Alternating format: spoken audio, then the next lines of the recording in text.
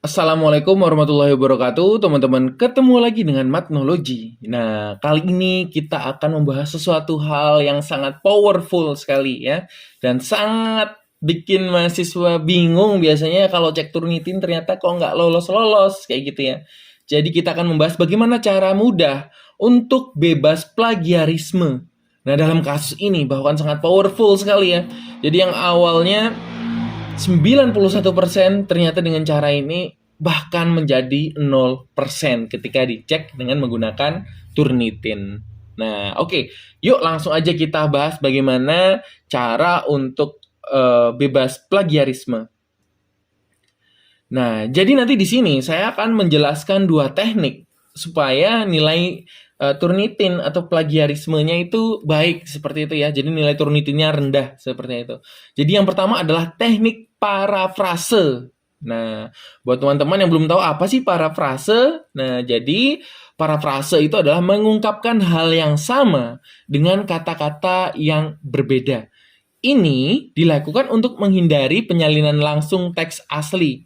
Jadi kita mengubah teks asli menjadi kalimat baru yang memiliki arti yang sama. Ini harus kalian garis bawahi ya.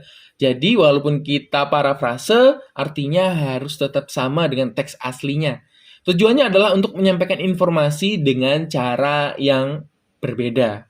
Oke, kita langsung aja praktekin gimana cara untuk memparafrase dengan baik ya. Jadi langkah pertama dalam parafrase adalah membaca teks asli dan memahami artinya dengan baik. Nah, jadi kita bisa misalnya ada suatu paragraf gitu ya, ingin kita parafrase ya udah kita baca dengan baik, kita coba pahami semaksimal mungkin apa makna dari paragraf ini, informasi apa aja yang disampaikan gitu ya.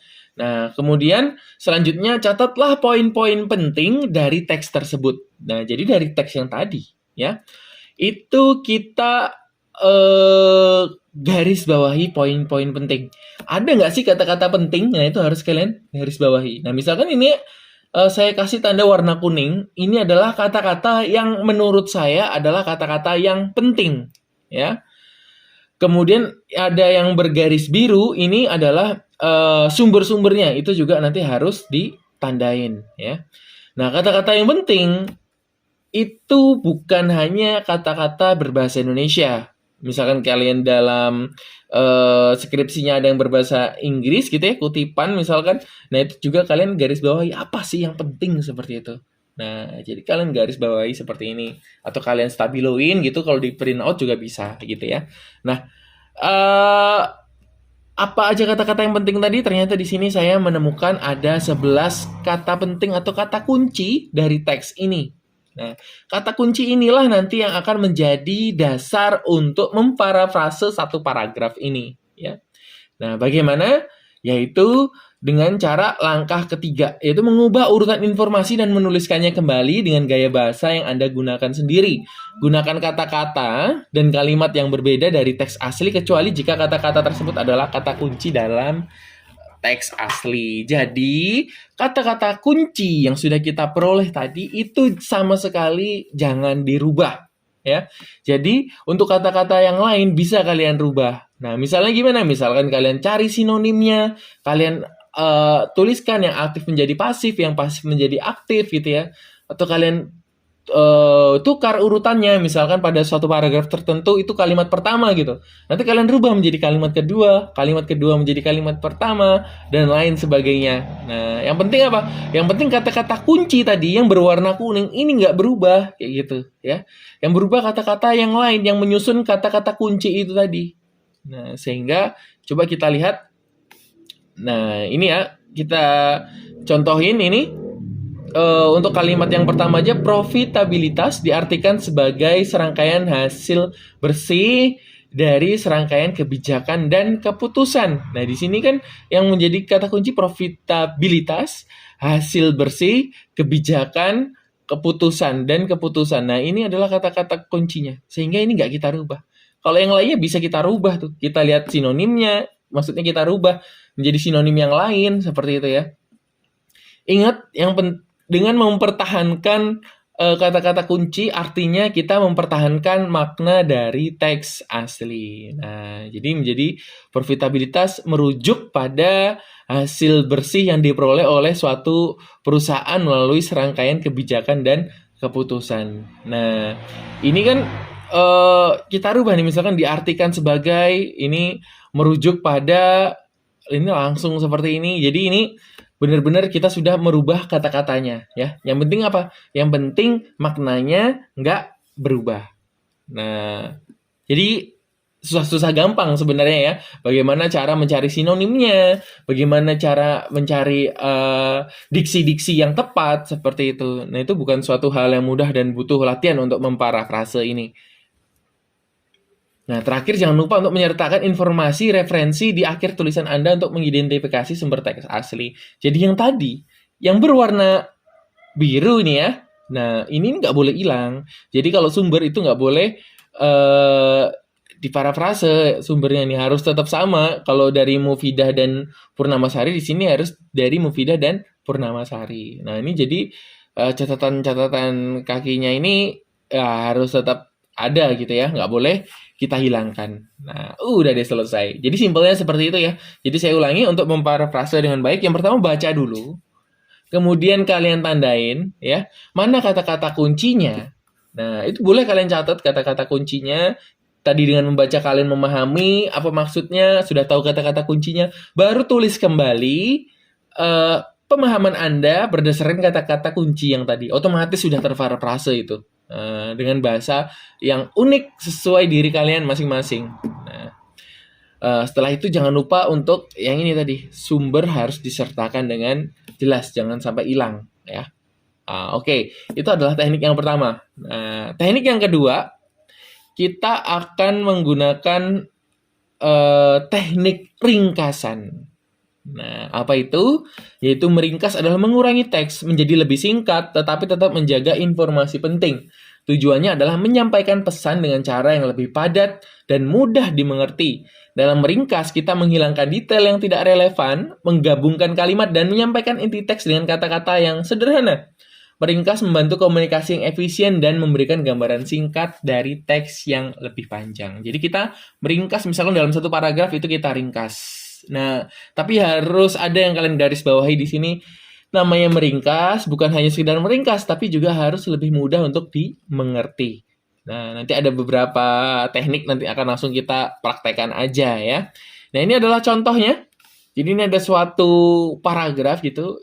Langkah pertama adalah dalam meringkas, lagi-lagi kita akan membaca teks asli, kemudian mencari informasi yang penting.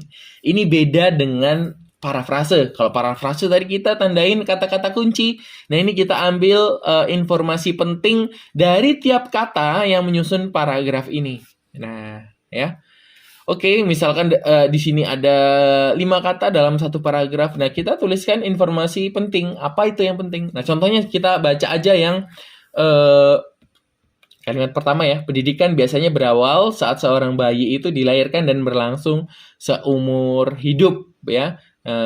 Berlangsung seumur hidup. Nah, dari penulisan informasi penting itu kita bisa menuliskannya dengan bahasa kita sendiri, udah langsung juga bisa seperti itu ya. Atau kita mulai merubah beberapa hal gitu. Contohnya ini seumur hidup, ini jadi sepanjang hidup. Nah, kecil-kecilan. Jadi kita merubah kecil-kecilan kata-kata tersebut. Belum secara ekstrim. Kalau ada pun mengurangi, biasanya menguranginya juga belum secara ekstrim. Yang penting tulis dulu, apa yang sekilas terlihat bisa dirubah, sekilas bisa dihilangkan, nah itu kita hilangkan. Nah, jadi informasi penting sudah kita tuliskan. Ada 5 kata, berarti ada 5 informasi penting.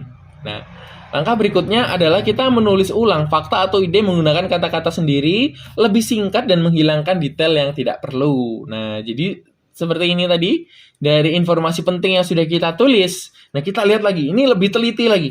Kita lihat di sini, ada nggak sih kata-kata yang bisa kita hilangkan gitu. Jadi nggak perlu kayak gitu ya. Nah, contohnya ini, lagi-lagi kalimat yang pertama kita lihat ya. Pendidikan dimulai sejak bayi dilahirkan dan berlangsung sepanjang hidup. Nah, ini kita hilangkan ya, detail yang tidak penting nih. Jadi pendidikan dimulai sejak bayi lahir, nah dilahirkannya dihilangkan, dan berlangsung sepanjang hidup. Jadi mulai dari sini, detail-detail yang lebih rinci, yang nggak perlu itu kita hilangkan. Yang penting satu, maknanya nggak berubah. Yang kedua, ejaannya tetap benar seperti itu ya. Nah, jadi dapat kalian lihat, dapat kalian bandingkan informasi penting yang pertama dengan detail yang sudah dihilangkan ini nantinya ya. Nah, langkah yang ketiga kalau kita sudah menghilangkan detail-detailnya adalah kita meringkasnya. Baca kembali ringkasan, hapus detail yang tidak penting, pastikan tidak ada perubahan makna dari teks asli. Lagi-lagi gunakan gaya bahasamu sendiri. Cara untuk meringkas ya. Itu dari detail yang sudah tidak ada, maksudnya dari yang sudah ada detail yang tidak perlu, ini kalau ada potensi yang kita gabungkan, nanti kita gabungkan. Jadi 2 kalimat misalkan menjadi 1 kalimat, seperti itu. Nah ya, kemudian nanti bisa kita cari beberapa kata mungkin yang bisa kita rubah, seperti itu. Contohnya ini, pendidikan dimulai sejak bayi lahir dan berlangsung sepanjang hidup. Ini pendidikan dimulai sejak lahir, jadi nggak ada bayi lagi, namanya lahir ya bayi gitu ya, ini lebih singkat lagi ya, dan berlangsung seumur hidup, langsung disambung dengan kalimat yang kedua, termasuk pendidikan sebelum kelahiran ya, melalui musik dan membaca pada bayi dalam kandungan. Jadi namanya meringkas, dari yang tadi 2 kalimat bisa langsung kita sambungin, dan itu akan lebih mudah kalau kita sudah membuat seperti ini. Nah ya, kemudian kita lihat ini, beberapa orang lebih menghargai pengalaman hidup daripada pendidikan formal. Nah, ini ya. Jadi yang ini, awalnya ini tadi bisa kita rubah menjadi lebih singkat lagi, seperti ini. Akan lebih mudah kalau kita sudah menghilangkan detail yang nggak perlu gitu ya. Urutan katanya bisa kita rubah-rubah, seperti itu ya. Kemudian ini Mark Twain mengatakan bahwa sekolah tidak mengganggu pendidikan. Ini Mark Twain ya. Menyatakan bahwa sekolah tidak mengganggu pendidikannya. Nah, ini kalau memang tidak ada yang harus dirubah atau dihilangkan lagi, ya udah nggak apa-apa juga gitu ya. Kemudian anggota keluarga memiliki peran penting dalam pengajaran meskipun tidak secara resmi. Anggota keluarga juga memiliki peran penting dalam pengajaran meskipun tidak secara resmi. Ya udah, kalau memang udah nggak bisa disingkat lagi atau nggak bisa digabungin, ya udah nggak apa-apa, kita tulis ulang aja lagi. Jadi intinya kita melihat celah-celah bagaimana setelah kita hilangkan detail tadi ya, setelah kita ambil informasi penting, kita hilangkan detail-detail yang nggak perlu, kita lihat celah nih, ada nggak sih yang bisa kita rubah sedikit gitu ya susunannya, contohnya kayak kalimat yang ketiga tadi kita rubah, atau ada nggak sih yang bisa kita gabungkan 2 kalimat atau 3 kalimat bahkan menjadi 1 kalimat, contohnya kalimat pertama dan kedua tadi kita gabungkan. Tapi kalau misalkan nggak bisa, nggak ada, ya udah kita tulis ulang aja dari hasil menghilangkan detail yang nggak perlu tadi. Nah, contohnya kayak kalimat yang keempat sama kelima kan nggak ada yang berubah, ya nggak apa-apa. Nah, itu artinya kalian sudah berhasil untuk meringkasnya. Apakah ini hal yang mudah? Lagi-lagi ya bukan hal yang mudah ya. Ini butuh latihan, butuh kejelian, dan lain sebagainya. Seperti itu. Nah, ini nih yang paling seru nih. Kita lihat di sini. Bagaimana hasil ketika dicek Turnitin, hasil dari parafrase kita, hasil dari merangkum kita yang tadi. Apakah powerful ya? Apakah berubah gitu? Apakah atau nggak berubah sama sekali nilai Turnitinnya? Oke, kita lihat dari yang parafrase terlebih dahulu. Jadi sebelum diparafrase ternyata wow, nilainya 82%. Ya iyalah, ini saya ngambil dari internet aja yang ada gitu ya. Nilainya 82%. Tinggi sekali ya. Biasanya standar untuk setiap kampus beda-beda ya. Nah, contohnya bisa 25%.